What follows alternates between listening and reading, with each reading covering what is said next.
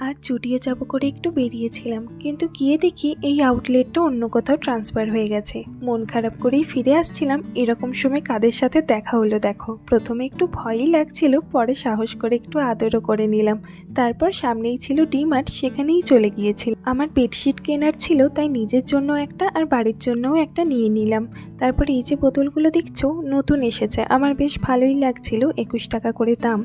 দুটো নিয়ে নিয়েছি। এই যে স্টিলের গ্লাসের বাটিটা কি সুন্দর না, আমার রুমমেট দিদি নিয়েছে। তারপর চলে গিয়েছিলাম ফার্স্ট ফ্লোরে ক্লথিং সেন্টারে। আমাদের ওখানে সেরকম কিছু পছন্দ হলো না। আর সময়টা যত যাচ্ছে কতটা ভিড় বেড়েছে দেখো, যেহেতু উইকেন্ড ছিল। তারপর চলে এলাম প্রিয় জায়গাটায়, কিছু শুকনো খাবার দাবার নিয়ে নিলাম। এরপর সময় বিলিং করানোর। ডিমার্ট গেলে যেটা মিস করারই নয়, সেটা হলো ডিমার্টের বাইরের এই সফটি আর পপকর্ন। আমরাও দুজন দুটো নিয়ে নিয়েছি। চলো, আজকের ব্লগটা এত দূরই। ভালো থেকো সকলে, টাটা।